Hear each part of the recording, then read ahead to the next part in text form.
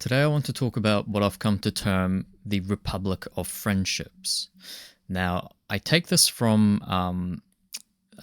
my consideration of Plato's Republic, as well as other theories of politics from thinkers such as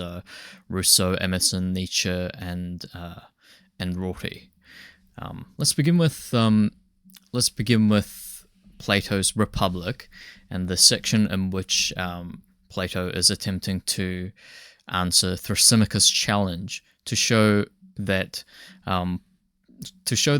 politics and civilization and society are not all ultimately simply a matter of might makes right. As in, Thrasymachus argues that everything within politics is merely a matter of the strong subjugating the weak, and all this talk of ethics and morality are merely just another means of the strong subjugating the weak, or at most the weak attempting to soothe themselves or manipulate the other people around them into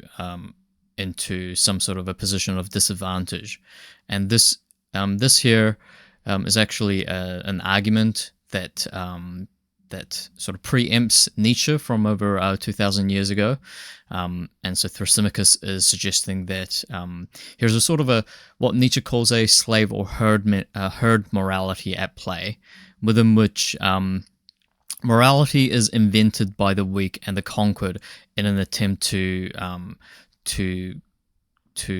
begin a sort of a moral revolt through which they may regain some sense of or actual power within this dynamic of having been conquered by the immoral or amoral conquerors. And so Plato attempts initially to answer Thrasymachus' challenge by suggesting that a society which consists solely of sort of Machiavellian power struggles is not going to function properly, because inevitably rulers who are purely driven by power will destroy themselves. Whether it be Hitler eventually attempting to invade Russia in winter, or a master or a king of the thieves being robbed by the other thieves in his guild or whatever, because there's no code of ethics that binds them together in moments of weakness or loose morale, or whatever the case may be. And so Plato argues that there is even honor among thieves, and ethics must guide every society, because for humans to live together and cooperate, there must be some sense of what is morally correct and wrong to bind their actions together in a genuine sort of way. And so Plato attempts to argue initially that it is impracticable that pure politics can order society without ethics, and at least accepting the practical limitations of politics without ethics, Thrasymachus then argues that, well, my ideal ruler would be a total amoralist, but would nonetheless have the wisdom to know what is good for himself or herself, and not fall into the trappings of blind desire for power. And so Plato then attempts to argue this more robust challenge from Thrasymachus by essentially attempting to show that a society, an ideal society, without the domination of politics is possible, by attempting to show that ethics alone, without any politics, can order society. And this is the crux of the Republic in its entirety. Essentially, he's attempting to sketch out a picture of an ideal society which is ordered not by power but by politics. Not by power but by truth and ethics, by designing a hypothetical society based on ethics from scratch. So what would a society look like were it founded from its outset on ethics alone? And so this methodology is quite interesting to me, because for Plato, this society would be ordered not along the principles of everybody knowing about ethical truth, and therefore everybody within society already knowing what is good for himself or herself, as well as for society, and perhaps, as in the case of Rousseau, knowing that the two are one and the same because they so fully identify with the society at large that they come to believe that what is good for the community is precisely what is good for themselves, because they are an inseparable part of that society and community. Plato suggests that this this this access to ethical truth is only available to a select few individuals known as the philosopher kings, and they have mastered the very difficult and challenging science of the dialectic, and through the dialectic they can access the truth, the truth and the forms of the good, and therefore know what is good for society and what is good for the individuals, and they are fit to rule. And then there are the secondary classes of the auxiliaries or the guardians, who share this love for the truth and love for philosophy, but do not themselves possess the direct access to the ethical truth that the philosopher kings possess. And they are trained both in the craft of philosophy as well as in the military arts, and are able to protect and uphold order within the society. And then beneath them, the tertiary classes consist of people who possess talents within the general crafts, whether it be blacksmithing or other such more hands-on sort of activities. And in Plato's society, much of the obstacles in the way of relating to one another without being blinded or biased by struggle for power are introduced within the society. Namely, child rearing is shared amongst all people.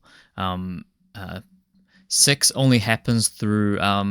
frequent mating ceremonies and mating festivals, within which everybody freely makes love to one another without any consideration for who they're encountering. And children are randomly redistributed and then reared in common, in such a way that nobody knows who their children are, and nobody is therefore biased or skewed by nepotism. Because if you don't know whose child is whose, you're not going to be especially biased towards playing favorites. At least so Plato argues, and I'm sure there are many more mechanisms that could be introduced into this design in order to further boost this effect of egalitarian child rearing and the destruction of the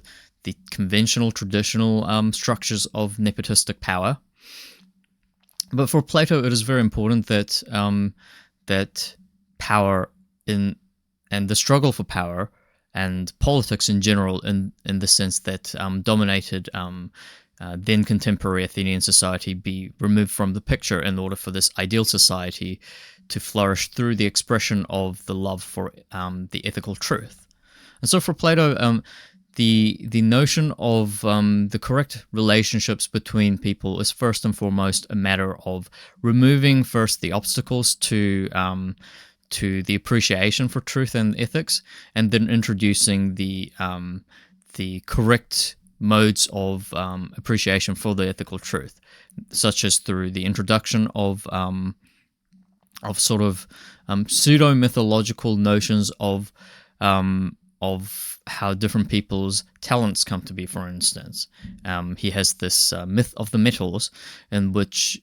all citizens within the society of the Republic are told that different people have different metals mixed into their souls upon birth. Namely, the philosopher kings have gold mixed into their souls, and the guardians have silver mixed into their souls, and the craftspeople have bronze mixed into their souls, and that the full expression of these innate talents and tendencies are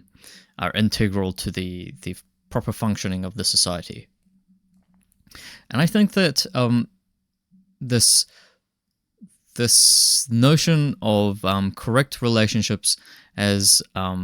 both an expression of innate tendencies amongst people, as well as a sort of socially engineered or perhaps pedagogically manifested expressions of such tendencies, really establishes within the Western canon this long-running tradition of talk of friendships as a philosophical concept, and this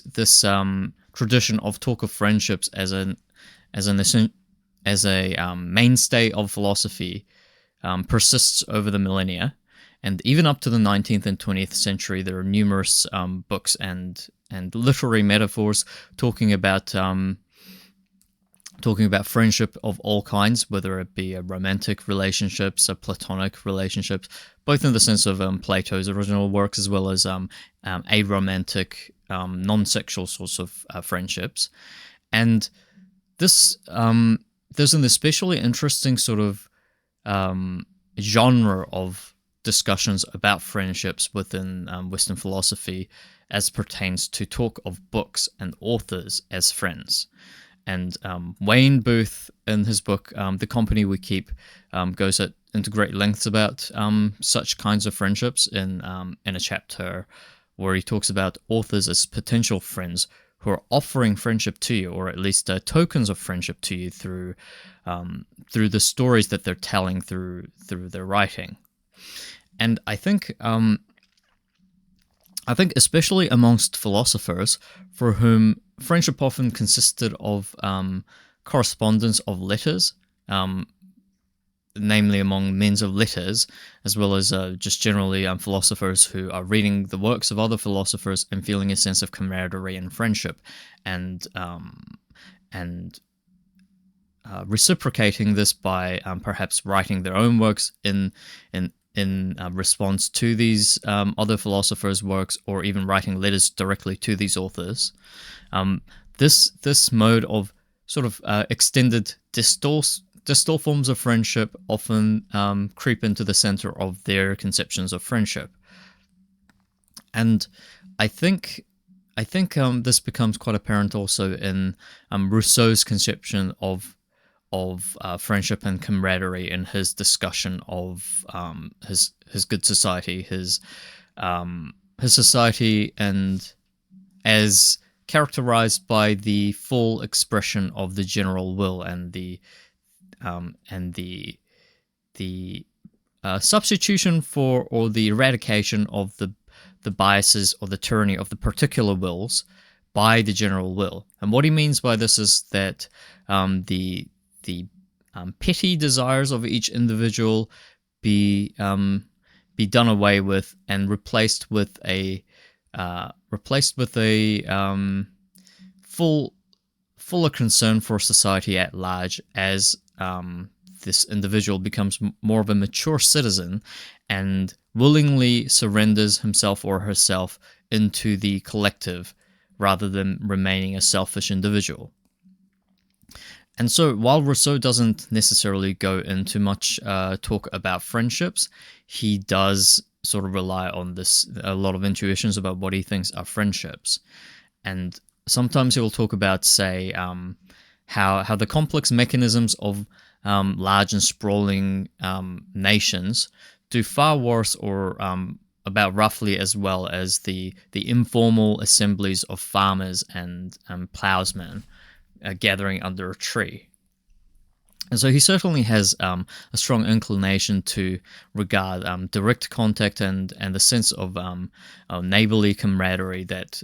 results from being able to see the faces of people that you interact with and live with on the daily.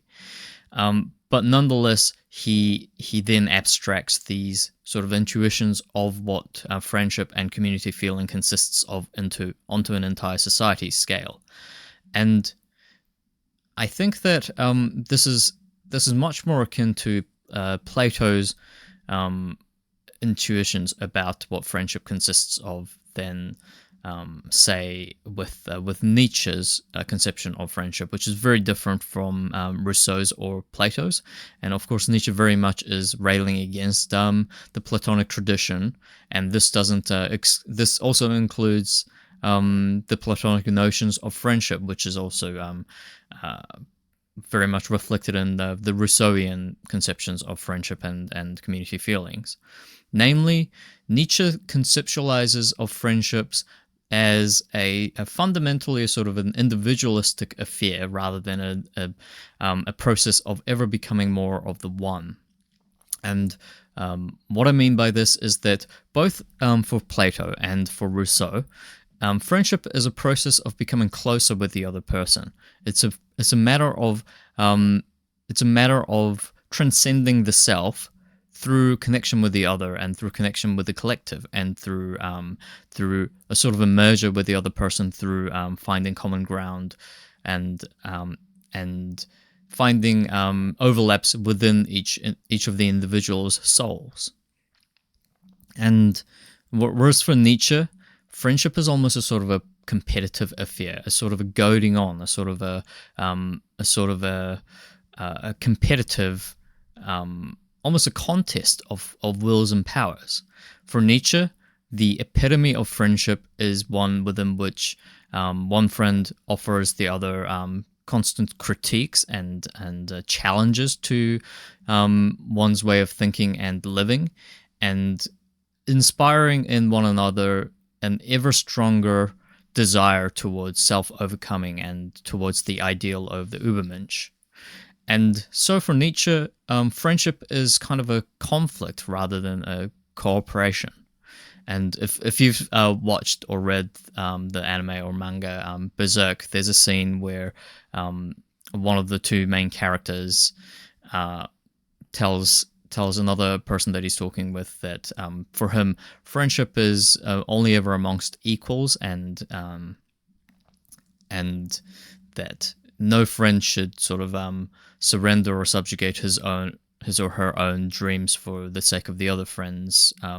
desires and their own dreams. And so friendship must be a sort of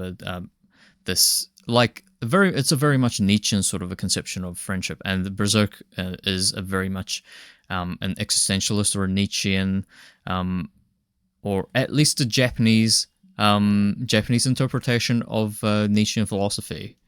And upon overhearing this conversation, one of his best friends is quite shocked because he had been subjugating his own dreams for the sake of this other friend's own, and eventually decides to leave the spheres of the friendship, and it kind of it ends up becoming sort of an extinction event in this world. And I won't spoil it in case you haven't watched it, but it's a kind of a paradigmatically Nietzschean moment amongst numerous in the series. And so back to Nietzsche. For Nietzsche, friendship is always conflictual. It's a matter of mutually challenging and therefore ever strengthening the powers of one another through these series of challenges that must be overcome by each friend. And the difference between the Rousseauian conception of friendship and the Nietzschean conception of friendship will become very clear when you think about Emerson's conception of friendship. And Emerson's conception of friendship actually is very similar to Nietzsche's, because it seems that Nietzsche definitely took a lot of his own conception of friendship from Emerson, without crediting him as is typical of Nietzsche. Nietzsche was a big fan of Emerson, considered Emerson a potentially a friend, and lamented the fact that Emerson had been sort of corrupted by the influences of the likes of Carlyle and Thoreau and such, into becoming a bit too spiritual for Nietzsche's liking. And so according to Emerson, friendship is a matter of sort of finding yourself not as your ordinary human self, but yourself as this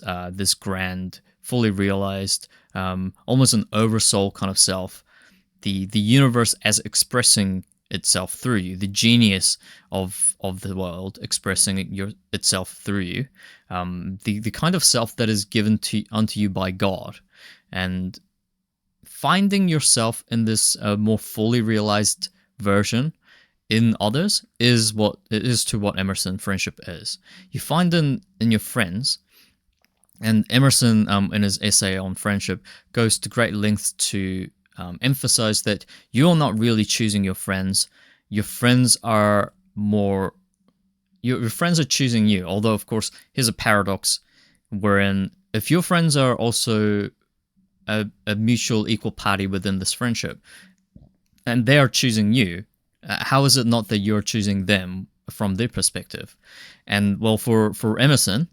this kind of a mutual selection and non-selection of friendships is a matter of sort of God assigning friends to one another, and this is a loose sense of God in Emerson's perspective, not the kind of a anthropomorphized sort of God who's consciously making choices based on particular flights of fancy, but specifically God as in the source of genius and creativity. And this source of genius and creativity naturally assigns to one another this particular form of friendship, which Emerson suggests that you must honor as though it were God, as though it were something far beyond even the actual person of your friend. And so Emerson suggests that you must seek to see something that is greater than your friend as an ordinary person within him or her. And through this mode of friendship, you transcend the kind of primarily a pleasure-driven form of friendship, such as romantic love. And this is a much more noble form of friendship for Emerson. And Emerson at one point suggests that you must learn to see your friends as beautiful enemies and leave friendships that way in order to derive the most noble aspects of friendship out of them. And for Nietzsche, very much this is exactly in line with his conception of friendship as a sort of a conflictual and competitive affair. Whereas for Rousseau, friendship and politics of the good sort, politics of the ideal sort, is very much a process of coming to become one. For Emerson and Nietzsche, friendship must necessarily leave both parties individuals at the end of the day. Although Emerson is kind of the halfway point between Rousseau and Nietzsche here, in that he suggests that while you are conversing with your friend, and he for some reason thinks that friendship cannot exist or manifest in this form amongst more than a pair. So he thinks that while friendship and friendly, the noble sort of friendly encounters really is a sort of merger of the souls, wherein the two parties involved come to find that they are sort of surrendering themselves to the relationship, which is greater than the sum of the parts. Nonetheless, this cannot happen when there's more than two people. So he says, no conversation becomes so deep as when you leave a pair alone to converse on their own without a third party. And now to bring this all back to Plato and again to Rousseau, their conception of a good society consists of one in which the obstacles to the path of the correct modes of friendship are removed, and the methodology for acquiring and developing the correct forms of friendship are disseminated and encouraged amongst the populace. And I think that all good theories of politics and communities must necessarily reckon with which sort of theories of friendship and which sorts of conceptions of friendship it promotes amongst its members. And I think that we should think about something along the lines of a critical friendship, and furthermore, our duty to be a good friend. And I want to distinguish this duty to be a good friend from the duty to be a friend to all, namely in the Christian conception of universal love or agape, or in the mohist conception of universal love as a sort of a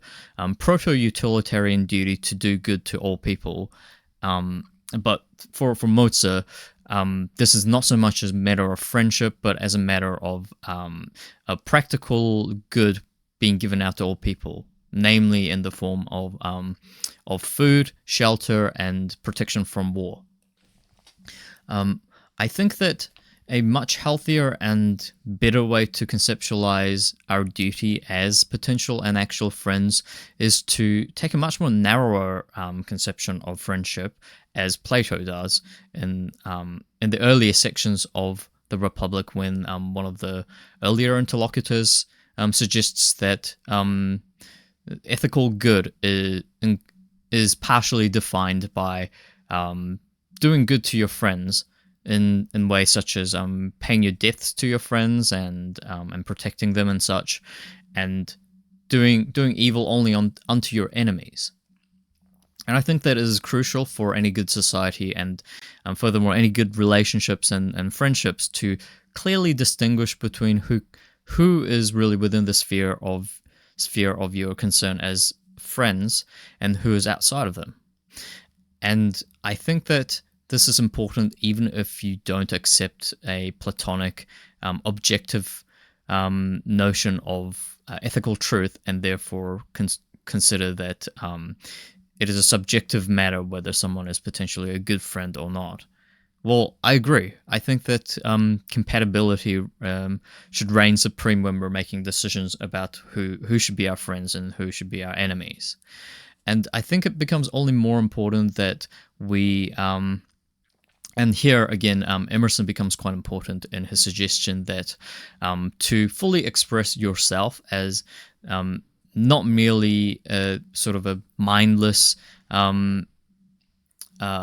terms of your mindless pursuit of pleasure or whims, but in your fuller self as an expression of the genius flowing through you in your authentic self. I think that because Emerson suggests that this is the way that you give true friendship to other friends, to other people, and really enable the noble forms of friendship that are distinguished from the sort of casual, purely pleasure-driven forms of friendship. I think that in the same way, we have to be really careful who we make friends with, and be really careful about what kind of people we become through these friendships, as again Nietzsche suggests, because to select the right enemy is just as important as selecting the right friends. And within the best forms of friendship, the two almost become blurred, in the sense that your good friends will sort of simulate interactions with your enemies for you, almost in a sort of a... I would say it's like a co-op battle of sorts, with the sort of challenges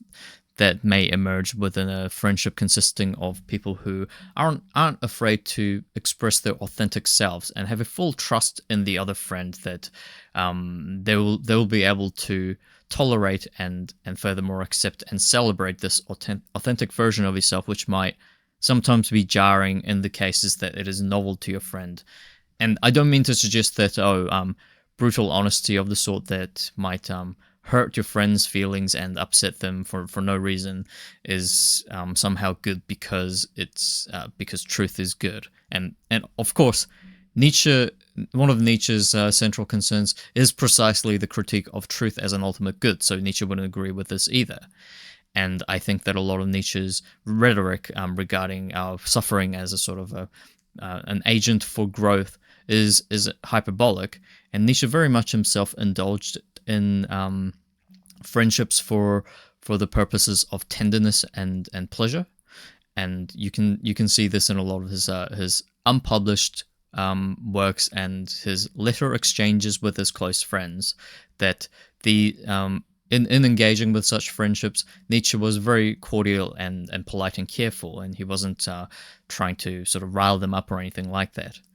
But I think his insight is really vital here, in the sense that you really have to pick your friends carefully, because you, by becoming friends with whomever you choose to become friends with, now have a sort of a duty to be a good friend to them. you certainly have a duty to be a good friend to them,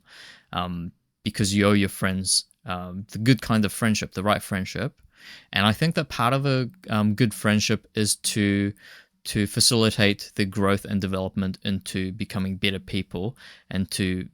the more full expression of their authentic selves, and to becoming better people, and to furthermore them your friends becoming better friends as well. And if you choose to become friends with people who are incompatible with you, and sort of enter into a doomed friendship, then you're kind of getting the worst of both worlds, because you're harming someone that you now owe a duty of friendship with by virtue of being friends with them, as well as also becoming a worse person yourself, and promoting the other person's transformation into becoming a worse person as well by prolonging this incompatible relationship with them, which is just bad for both sides. And so um, I think that I think that Rorty's liberal utopian vision sort of